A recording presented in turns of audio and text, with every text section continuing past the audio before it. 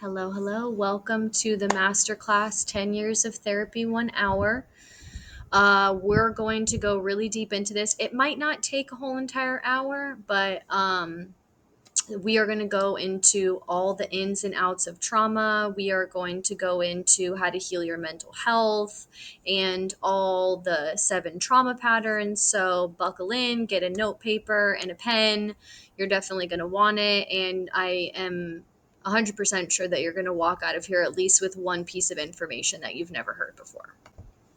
All right, so you are in the right place if you feel hopeless and lost in organizing and healing all of your trauma, or if you feel lost in your triggers and you feel like your only option is to spiral and you feel very hopeless and very lost in your spirals, or you've been in therapy for more than a year. No hate towards therapy, but the whole entire point of it is to be able to be autonomous in our mental health and be able to navigate our mental health ourselves. So if you're still kind of leaning on a therapist, then I think it can show signs that you don't fully understand the full range of what you're trying to heal. So I just try and bring more clarity to that. Or if you feel like you just want to understand mental health much better, just in general, for whatever reason you want it for. But how the fuck do I know anything about trauma, right?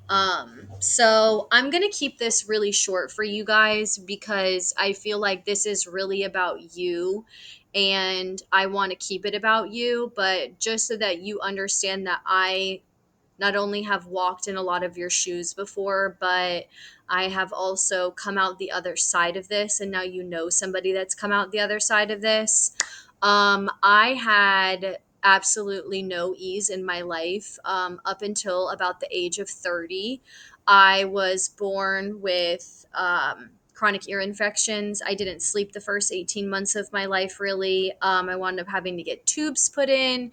I was on really heavy antibiotics. So my ears, my nose, and my throat didn't develop correctly. So this led to issues later in life that led to gastrointestinal issues because that whole system is all connected. My parents got divorced when I was 2. Me, my mom, my sister moved out of Connecticut into Florida without my dad when I was 5. I got sexually assaulted for the first time when I was 6. My mom was an alcoholic and was extremely violent as well as emotionally abusive, and she had a really anxious attachment style. And my dad was the typical business dad in the 90s. He was out there getting his hustle on, and he wasn't really the family dad, and he was extremely avoidant. So after we moved when we were 5, he wasn't really a huge part of our lives. I grew up in an organized crime family. I never learned to speak the language that the rest of my family, I'm Puerto Rican and Italian. My entire family in Puerto Rico obviously speaks Spanish. We were never allowed to speak Spanish in our house. That was a big rule. It was a big no-no. I eventually, when I went out on my own, developed a really bad Oxycontin addiction right after I got my boob job when I was 18. And I was a really heavy drinker for about 15 years. I actually worked in service industry, so I was probably the bartender that was serving you and probably was drunker than you were. And because of all of these things later in life, I wound up getting diagnosed with ADHD, autism, premenstrual dysphoric disorder, bipolar 1, OCD, complex post traumatic stress disorder. And I've also been diagnosed with like a few other things that are like bodily issues. So not only did I feel trapped in my emotional world, but I felt trapped in my physical body too. And I'm going to tell you literally exactly what I did in order to fix all of this because I don't suffer or worry about like any of these things anymore, right? So, just so you understand, this quote is like the number one thing that I live as like my lighthouse light is there is no healing from a traumatic event if the event does not end. And I say like what a trauma pattern is like just something like a memory that you're living in all the time. It's like being on a merry-go-round and you're just going around and around and around, but you can't get off. It's not really so merry, which kind of sucks because the point of getting on the ride is to have fun. So, like I said, I'm going to explain to you exactly what took, like, the full understanding and scope and everything of what took me from healing my trauma to actually healed from my trauma, and the exact steps that I use in order to help other people get there time and time and time and time and time again. I promise you, it's not only 100% possible for you, it is literally come down to such a science and so much ease for me to be able to explain this and show you exactly what it is. And what I'm going to explain to you is exactly what trauma is, because you need to understand what anything is in order to fix it, how you developed it, and then exactly how you get rid of it for good. I'm talking like wipe the slate clean kind of shit. Okay. So let's get started by what is trauma? Okay, trauma at its bare bones, like absolute bare bones, was something that taught you, that altered your sense of safety, changing the way you see and move in the world. So, like, think an event or a memory or just anything that happened to you in childhood that altered how you felt safe, or if it made you either feel safe or made you not feel safe. And that changed the way you then saw the world and moved around in the world. All right. And there's two parts to it. Okay. There's first the physical, and then there's also the emotional, right? And this is what a lot of healing modalities don't do, is that they don't necessarily they work a lot of the emotions, but then they don't work the physical body. And I like to explain to people that you need to understand that, like, your body doesn't trust you yet, and your emotions have been leading the way, and it's really hard for your body to trust you if you don't ever work with it. So I always work with the mind and the body. Every single practice is mind and body practice. Okay. And so I really want to emphasize on something too, is that, like, on the physical end is your feelings, okay? And then on the emotional end is your emotions. I want you to understand your feelings are not emotions, they are two completely separate things. And just so that you understand a little bit better, your emotions are energy in motion, while your feelings are sensations in your actual body. So when someone asks you, like, oh, how are you feeling? It's not like, oh, I'm feeling sad. It's like, no, I'm feeling like my stomach hurts because I'm sad. That's the difference between the two of them. Feelings and emotions are not the same thing. One is just a literal sensation, and one is the actual emotion, the energy that's in motion that moves. Okay? The emotion essentially creates the feeling. So that's why it's so important to understand that. That's really like a huge piece. But now that you understand what trauma is, you understand that this is something that, like, an event happened, something occurred, you had an emotion, and that created physical sensation in your body that either made your body feel safe and your mind feel safe, or it made your body feel unsafe. And then from there, you learned from that and you moved in the world in a different way based off of that experience. Okay. So that's what trauma is. Now, how did you develop it? Like I said, there's two different portions of it, right? And we're going to go into the mind as well as the body so that you can really understand what's happening in both of these. So, on the emotional sides at age 1 through 7, your brain is in a state that's called theta. Theta is the lowest vibrational state of waves that your subconscious sits completely open in. Okay. I want you to think meditating monk. I want you to think a medium talking to the dead, and like psychics that are in the quantum. And you are literally just soaking in, soaking in, soaking in ages 1 through 7. This is when your brain naturally stays in this state. And each year of those 7 years, you learn the start to a new pattern. You learn that first event that changes your body to either feel safe or unsafe and changes the way you move in the world, right? So there are 7 patterns for each year. This is the baseline of your inner child, your nervous system triggers, and your subconscious. They're all the same thing. These are the 7 patterns that create your behaviors and your personalities. They start very, very young, and your parents teach you all of them, or your caregivers, whoever takes care of you. And they are starting out. The first one is going to be fear. Obviously, this one is learned for a lot of people very early on.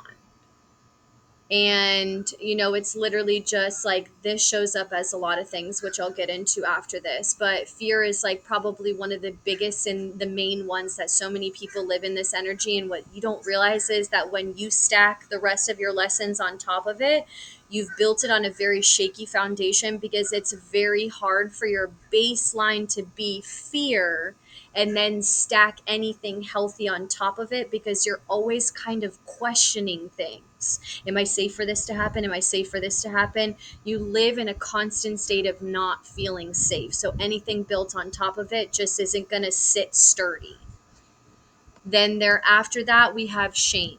And Brene Brown said it best. Shame is literally just the worst things that you think about yourself. And I want you to imagine you are walking into a room with all the people that you love the most, all the people from your entire life that you just love the absolute most, dead, alive, anybody. And they are all saying the worst things that you think about yourself inside your head, and you're believing everything that they say.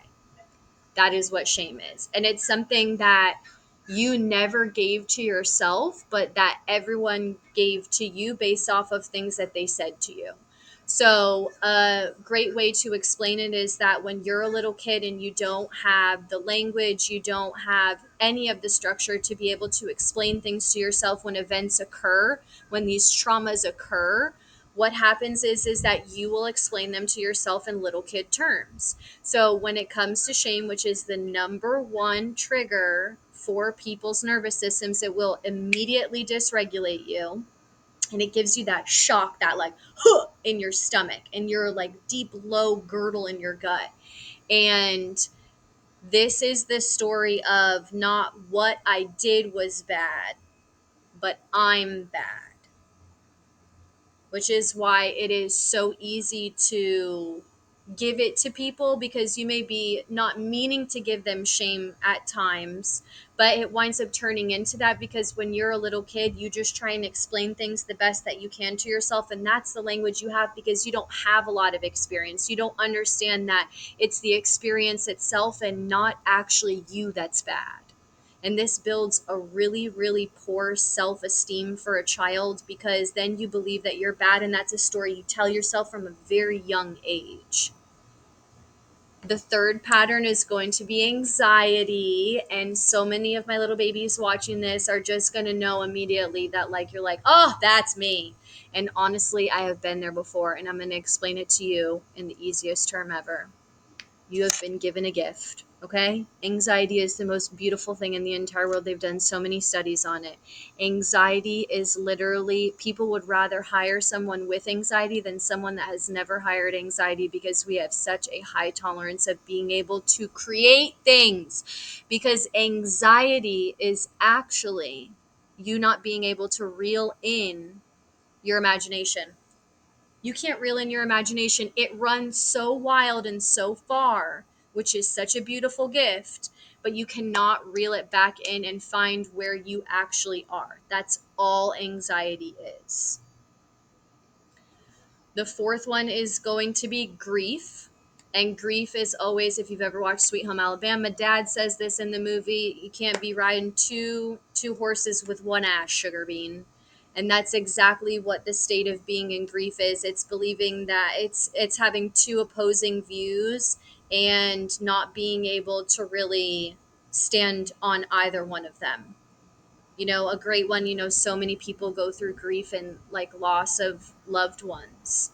And like in one hand, you're so incredibly thankful for all these beautiful memories that you had this with this person that you loved so much. But on the other hand, like you are so fucking sad and heartbroken that you don't get to have any more memories with this person. And it's so valid and it's so true. And it's just such a deep trigger for so many people. But you can't ride the horse. You can't be like, well, you can. Obviously, you can, because the stages of grief are very, very relevant. I would never take that away from somebody. But it just gets to be easier once you can fully understand what grief is and you can understand how to work through it easier. Okay. And don't worry, I'm going to get to the steps that comes next, but we got to understand the mind first and then the body. Fifth one is going to be jealousy. And my God, baby, when I tell you there are so many people that don't know they're jealous, we call this in this space, we call this the stinky dog shit breath trauma response pattern, because this dysregulates your nervous system so fast. I mean, all of them do, but shame and jealousy really will get you worse than anybody else, or worse than any other pattern. And the reason why is because jealousy is not, it's not what you think it is. It really is the energy of, you have something that I want, and because you have it, I feel bad about myself. I feel like I should already have that thing also. And so many people are going to be like, no, I've been jealous of people and I just hate them. Do you hate them, or do you hate the ease they have in their life?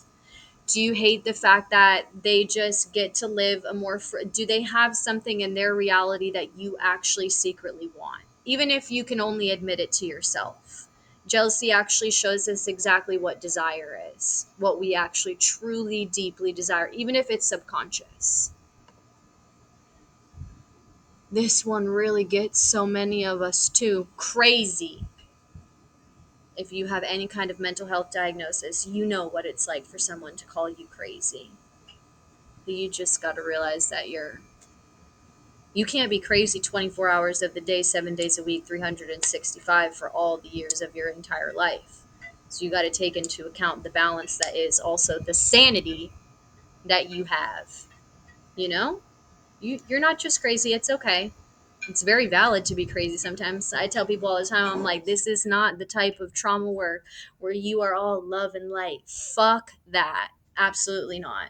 I tell people all the time, like, sometimes you gotta let your inner Karen fucking rip. You can't keep all your crazy in there. You can't just be one side. You can't be crazy and sane and like live all insanity. Sometimes you gotta let your crazy side out. You gotta let her rip. Let your inner fucking Karen out, but pick your battles wisely. Okay, that's my piece of advice for it. Seventh one, hopelessness. And this is for a specific group, and I'm gonna let this pop up after, and I'll explain which group it is.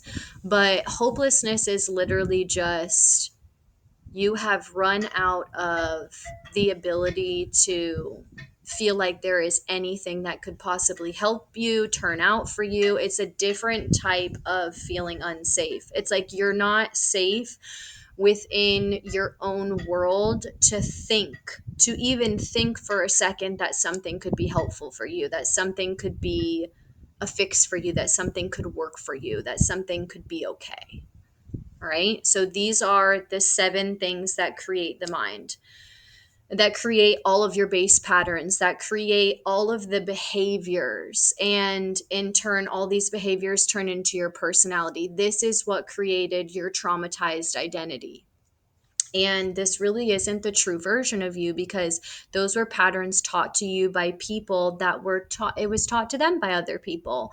And it just stacks on generation after generation. This is breaking generational trauma, is getting out of these patterns and moving away from them and not letting these things trigger your nervous system, right? So in the Eastern world, this is a practice that has been used for thousands of years on end. And for anyone that doesn't know, I'm very big into studying esoteric medicine, because the basis and philosophies that medicine is built on is based off of Eastern philosophy. And when you blend it with Western culture, it is the most beautiful, magical thing in the entire world. One without the other is just not a complete and entire system. And they really do work beautifully together. So anybody with a mental health diagnosis, I'd really like you to pay very close attention, okay? Because there's a very big link between all of these. all of the patterns, when you live inside of these patterns very deeply and you run them over and over and over and over again, like I said, they become your behaviors and your behaviors become your personality. When you go to psychologists and you get psychological evaluations, you do the personality portion of the testing, which is where you find out about things like OCD,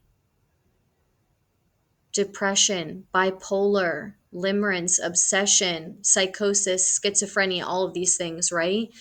When you live in these patterns for extended periods of time and these become the main emphasis, and there is no, like how I said, you're crazy a lot of the time, or you can't just be sane all the time. You also have to let some of your crazy out too. You have to be in shades of gray. So perfect example, my name means white black, so Bianca Negri, and I know very much about this. I grew up with white and black thinking. You cannot just live in patterns of thinking all light and love or thinking all darkness, because when you do, you develop these behavioral things and they turn into things like OCD and and ADHD, not ACDC. And this is from prolonged fear as your baseline. Okay. I always tell people this. I'm like, if you have ADHD, and Gabor Mate, I don't know if you've ever studied him before. He's wonderful for ADHD. He even says it. He opened my eyes to this. He was like, ADHD is not a mental disorder. It is a coping mechanism. And it actually is when you don't feel safe in your body, you feel fear and you're scared. What you will do is you will create imaginary scenarios in your mind to escape your body. And if you stack this long enough and you live in fear long enough, then what happens is that your brain automatically goes into this state or this pattern, and it goes into the default mode network. And then from there, you automatically disassociate. And then it becomes very hard to bring yourself back to feeling safe and staying in your body. So you're so used to disassociating and going to these worlds all the time. You're doing it automatically so many times a day. And this is what ADHD is. So when you stay in these patterns for extended amounts of times, it manifests itself as these mental disorders. Okay.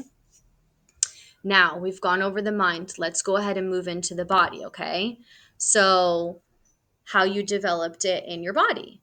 And this is a little bit easier to understand, right? Okay, so when on the physical side, when you're brought up on the like negative sides of the emotions, when you're brought up in more of the darkness than you are in the light, right? Your brain's amygdala enlarges, and your amygdala is that little red piece right in the middle. And this is our fear and memory storage center. When you live in this extended state of like worry because you're living in these darker emotions, what actually happens is that your amygdala enlarges, and this turns the prefrontal cortex, which is up in the front, and then the hippocampus, which you can see, which is in green in the back.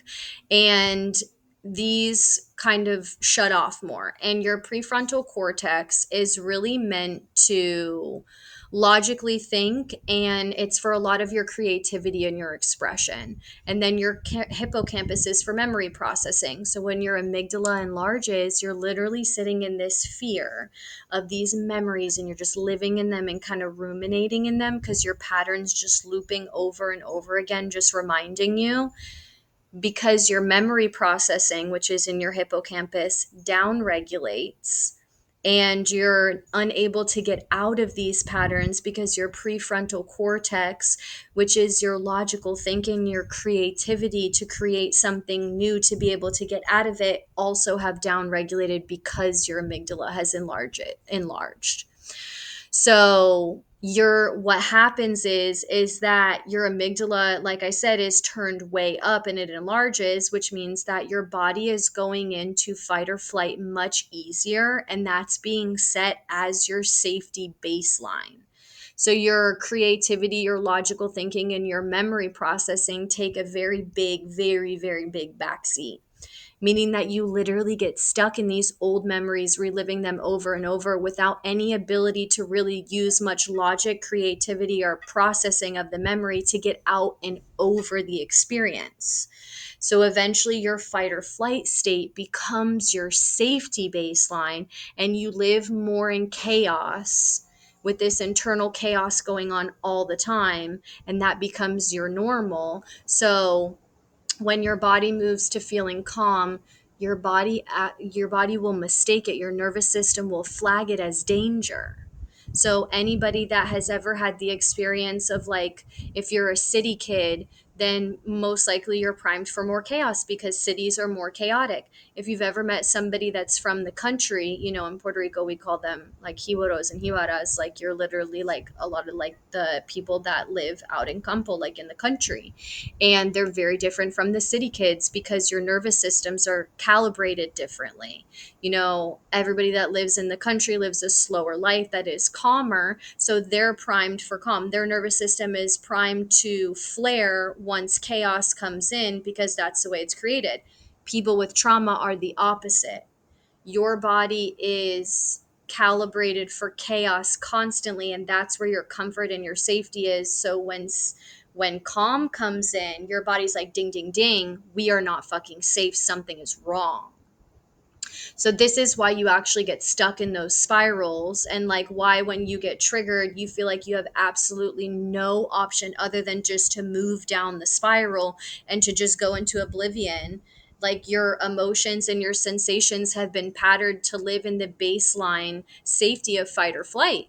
So constantly seeking chaos because this is actually what comforts you, even if you don't want it anymore, right? So then the question really becomes, you wouldn't be sitting directly here in front of me if you didn't want to change it. So how do we actually change it? And this is where I feel like a lot of like therapies and a lot of like modalities for healing like really miss the mark because they don't understand those 7 triggers. You're kind of just like using a tool to fix a trigger when it comes up, but you need to figure out the trigger, and you also need to figure out how to help yourself in the moment. You can't really do one without the other. It's not really, you're never going to feel stabilized in your mental health if you don't know what the baseline triggers are. So you're like, no, no, no. I see I am in a shame spiral, but I'm stopping myself before I go down any deeper. And this is how we do it. Okay. So I use something that I call my Trinity method. Anything in creation in the esoteric world is done in 3. And no, I am not like, this isn't anything crazy. This is like sacred geometry, okay? And one really big part of it is always going to be the triangle. There's a really big, interesting theory about time and flow. People are always trying to time to create flow in their life, right? And you do that through passive, active, and neutral time in your nervous system. Either you're actively learning or you're passively learning something, like when you're reading a book and you're taking in the information in your brain, and then you're actively using what you learn to apply something and physically do something. And then neutral is when you're neither putting anything in your brain or doing anything. Think of neutral as like meditation, right? So I took this theory and I was like, okay, well, any healing modality should be able to do that too. So I start off by one, you recognize by going into each of the 7 patterns and pulling the first memory of when this pattern started. And the thing is this, like the key to healing trauma really lies in calming your fear center or the enlarged amygdala, using a mind and body practice to show the entire system that it's safe, not just your mind by thinking it and not just your body by regulating it, by integrating the both of them. If you follow Joe Dispenza, your brain heart coherence, okay? I use the system, like I said, the Trinity method. And trauma healing at its most simple protocol is just making you feel safe in both your mind and your body. So you go into these memories, and I will pre-warn you, most of the time you think it's these very specific memories that you play over and over again. No, they're an even deeper memory that you've been playing in the background for even longer, and they're so 99% of the time they're so fucking anticlimactic, it's almost kind of boring to trauma heal, because when you rip out the root you're like, really, that's what it was? I thought it was like these 75 other things that happened after that traumatized me, but no, it's an even deeper memory most of the time. And then after that, we go from there. Oops. Yeah, we go from there. And also, don't worry if you're worried about like not remembering. I've got you on this. Like, you don't remember like your memories, and you kind of have like it's black when it comes to thinking about your childhood. That's normal. It happens to a lot of people. Don't worry about it. I actually will get to that if you just wait till the end. I'll kind of explain this and talk more about this. But what's going to happen after we go ahead and recognize these patterns and pull the pattern from the first memory that we have is we're really going to remove it by calming the mind and the body so we can process the actual memory. Because remember, I was telling you the large amygdala makes it hard for your hippocampus to actually process the memory because it downregulates. So we're going to do this by, using practices like EFT in order to calm the mind and the body so that we can process. And it also helps to remove the charge. So, like, EFT is probably one of the best things because you're saying the words out loud from your emotions that you're thinking in the pattern. And then you're using your body. You tap on 9 specific points, and they're the meridians from traditional Chinese medicine. And it physically calms your body and it allows your mind to shrink down your amygdala and to process the actual information. They use this in post-traumatic stress disorder for a lot of veterans. All right. Which is really cool because you can get really, really fast results. I've actually completely gotten rid of patterns in like days just doing this like once a day, and it'll immediately stop you in a trigger. And then from there, what we do is we actually repattern it with practices like neuro-linguistic programming in order to seal a new story into the mind and the body to start a new pattern. And neuro-linguistic programming is just the practice of like really using your brain and words in order to be able to embed things within your body. And it really just hits everything that your neuroscience needs in order to heal your brain so that when it goes into the nervous system, you actually are removing the charge. EFT really removes the charge from your nervous system. So when something comes up again, you don't have that immediate like gut wrenching reaction. You get rid of the feeling, the sensation. The emotion no longer elicits that sensation. And then with that empty space that we have, we can go ahead and put in something new. We can update it. I always explain to people, I'm like, having trauma is like using Windows 98 on like a 2025 Mac. They're not compatible anymore. And it's why you feel so stuck and like nothing actually works, right? So, what was the quote that I said earlier? There is no healing from a traumatic event if the event does not end. And that's the thing. A lot of trauma healing is like going into therapy and sitting and talking about these events where you're re traumatizing yourself. You don't need to do that. You need to get deep within the pattern itself and find the first memory. We need to remove it. We need to remove it from our mind. We need to remove it from our body. And then from there, it's just removed from time and space. You've processed it, you've allowed it in and out.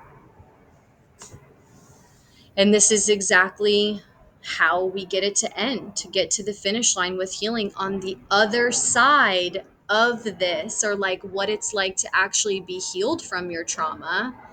I'd like to welcome you to the breed and feed side of the nervous system. Okay. There's fight or flight, and you've probably heard so much about fight or flight, but the other side is literally called breed and feed. It's not the actual term. But that's what I like to call it because it is the only thing you're worried about is breeding and feeding, baby. You are not worried about safety anymore. And this comes with you no longer having to feel helpless in a trigger, because as soon as it pops up, you're like, oh, this is this trigger. These are the exact tools that I use with this trigger. You no longer have to live with the symptoms, because the thing is that like all of these patterns have created all these symptoms of like mental disorders that have happened within you because you've been hyper fixating on all of these patterns for so long and telling yourself these things that like you're having these physical reactions and these mental reactions and you're just spiraling. You don't have to live with that anymore. It'll start to get lesser and lesser and lesser and lesser as you get rid of the trigger more and more. And you'll just no longer really manage your mental health, because the thing is, life is very scary and mental health is very scary when you don't know what triggers are and you don't know where they come from, what they stem from, what the fuck is happening, where the fuck you're at. Like you're no longer managing. You're just confident because you know exactly what to do in any situation. And then you're no longer coping your way to fucking oblivion. This is like the biggest one. I feel like so many practitioners, unfortunately, in mental health just are kind of teaching you how to cope with something rather than getting to the root of it and ripping it out so that you can replant a new fucking plant that is prettier and better and something that you actually want to look at. We're not fucking coping here. Coping is canceled. Okay, babe? That's it.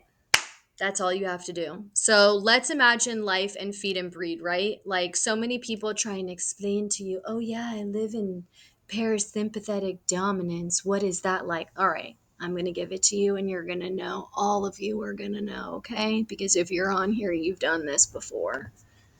Drugs, dude, drugs. It literally feels like you're on drugs. I cannot stress this enough, but the way to describe what feed and breed feels like is literally drugs. When you do drugs, you do them as someone that's like mentally ill or someone that has trauma and has this personality, because you do them to alter the state of your nervous system, right? You do them to calm yourself down, to excite yourself, to see things more beautifully in the world. Like you're trying to literally change your internal state so your external becomes something more palatable, more beautiful. In turn, this literally just allows you to feel more safety in your body, right? Because, like, that's just what the drugs do. Like, you feel calmer inside when your external is more beautiful. Like, they bounce off of one another. When you clear your trauma from the root completely, mind and body, what you get in return is the sensation of being on mushrooms all of the time. Everything is more colorful. If you've ever been manic before, you know exactly what this is like. Like, colors are more beautiful. You can smell more things. Like, everything is just more enjoyable. You can really like dive into, I think that's the thing with drugs too, you're really diving into the moment. You can marvel in the beauty like you do on a mushroom trip. You can dive into your childlike wonder. And all it took was clearing the 7 patterns from your mind and your body. That was it. You know exactly what to do neurologically, like what's going on with the neuroscience there. You know exactly what's happening in your body and your nervous system, and you heal all of it right at the root. All right. So if, you are ready to take the next step, you're like, how the fuck do I get more? Where do I get more? What do I do? Like, you can absolutely do whatever you want to do.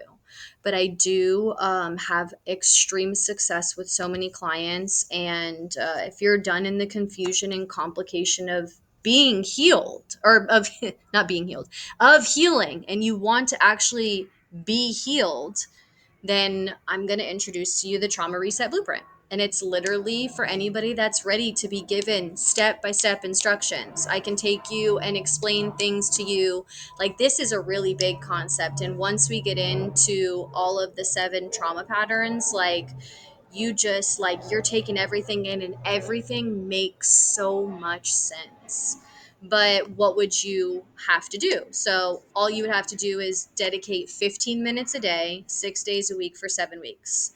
And the reason it's 15 minutes is because I had undiagnosed ADHD like for most of my life, so I know what it's like to not feel like you can keep up with practices or feel like shit because you procrastinate doing this work, right? Like, so I make sure that every single solitary thing, practices, lessons, anything, 15 minutes or less. Literally every single solitary thing. And it's 6 days a week, so you can take a day off once a week too. Although I will say you will start to feel so good so fast that you will want to do it every day. And you do it for 7 weeks so that we can clear the 7 trauma patterns. We go in week by week. So feeling good is really addicting. And that's why drugs are so much fun, right? That's why this literally feels like coming off of mushrooms, because you literally are just like in pure bliss. It's so cool, and it just feels so good to feel so fucking good inside of your body and so stable within your mind, because you can handle whatever life throws at you because you cultivate all the understanding and all the tools to be able to fix when you don't like the way that something is showing up for you. So I just wanted to go ahead and show you some reviews of some really like wonderful clients that I've had, and some great things they've said. So I'm just going to read like 2 of them to you. I started the last module. I can't believe it. It's been transformative. Another one of my favorites is I absolutely get it 1000%. And it's very empowering and wonderful. And like, I will, you can pause this so that you can take a look at like what all these people have said about like working the program, but it just makes me so happy. So, if you're ready to go ahead and jump in, which if you are, you will feel the ping if you feel it.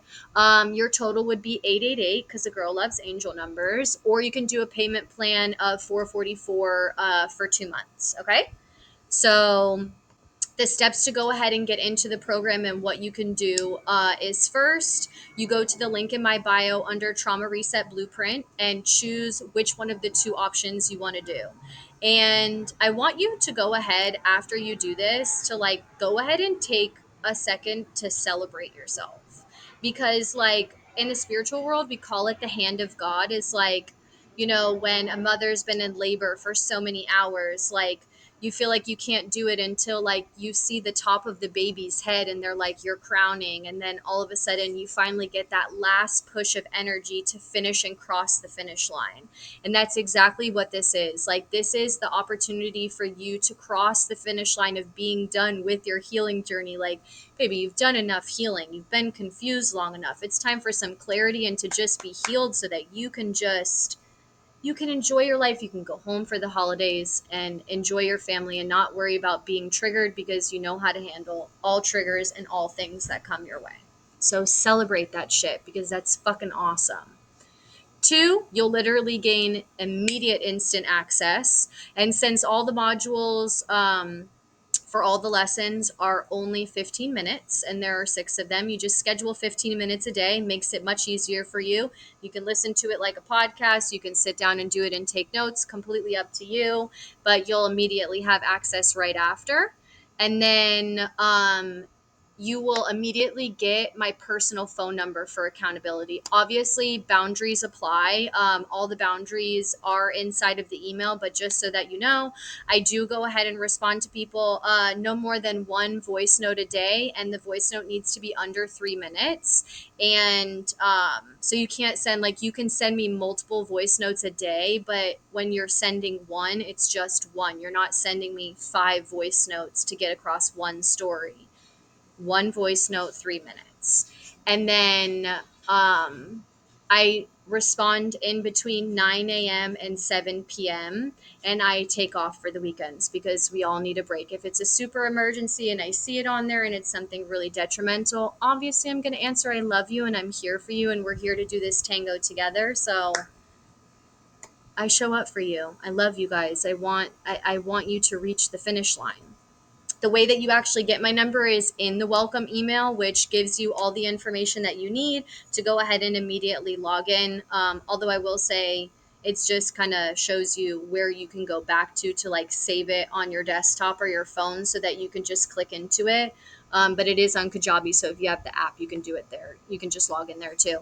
This is exactly what it'll look like. So say that immediately. Well, not say if, when you get really excited about all this information and you're ready to fucking do something about it. You're like, I want to start right now. Perfect. Go to the link in my bio, click on Trauma Reset Blueprint. click your payment option, and then boom, this is immediately will pop up on your screen after, and you'll see that all of these go directly into the seven. It's eight because there's a little introduction, so you can go ahead and do the introduction video to start off the first day. It just goes over the basis of how it'll all go.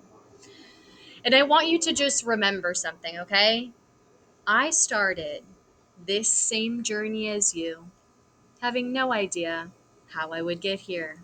I had no idea how to fucking heal trauma. I knew how to give myself more trauma, though. I had no idea what my patterns were or that I had any of them. And I had no idea how the hell my life was going to look.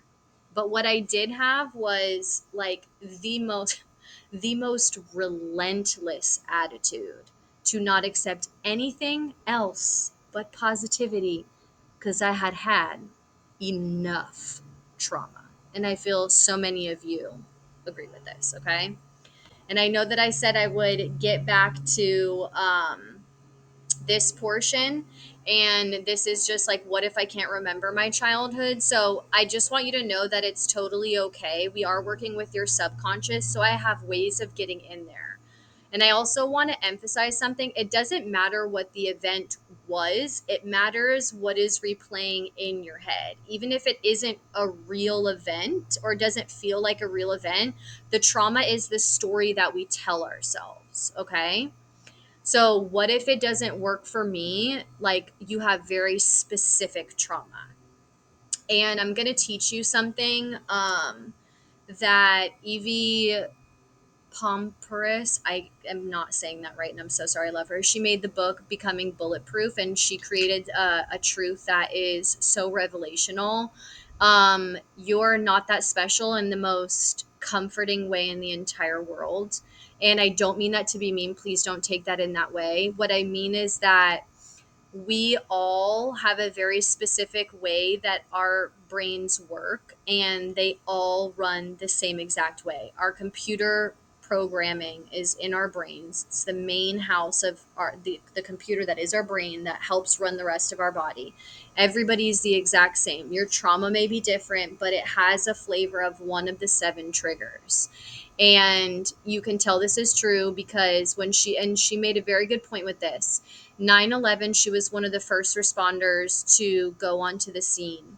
And a lot of people had a really hard time with their trauma then, because a lot of people were very upset about the things that they saw, very rightfully so. You're hitting all seven trauma patterns in a catastrophic fucking event like 9/11.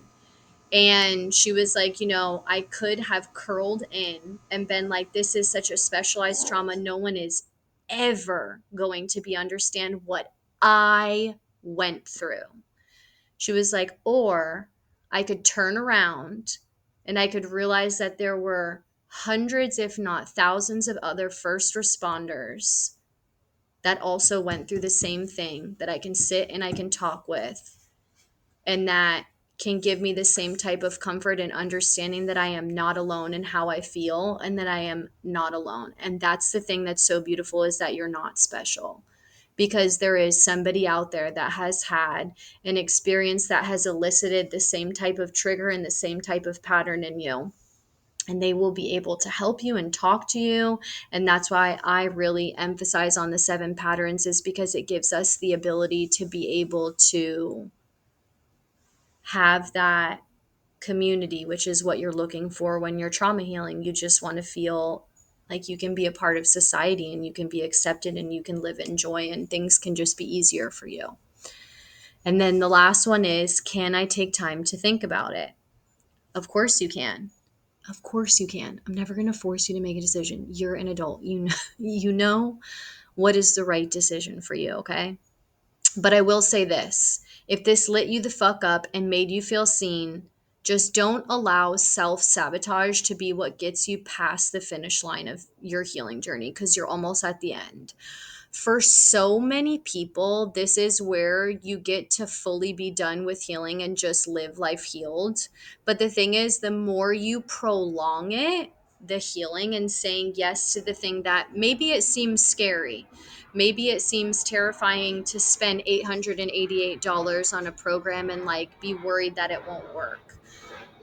It will work. I promise you. It's thousands of years old. It's been used on war veterans and everybody around the world. And it's neuroscience. It's everything that you need. It's the full scope of a healing protocol for trauma. But the thing is, the more that you prolong doing the process and getting to the finish line, you realize that like temporary comfort and staying where you're at will yield prolonged suffering. But the thing is that temporary discomfort will yield long term peace. So I'm just going to leave you with that. So I just want to go ahead and say, I love you. And I'm so incredibly proud of you. And if you have any questions at all, I didn't answer any questions for you, feel free to DM me, message me, anything. I would love to talk to you. You all know that I can never shut up. And thank you from the bottom of my heart for trusting me to give you a glimmer of hope. Okay. Welcome to the finish line. And I'm really excited for you. And I cannot wait to see you in there. Love you. Mean it.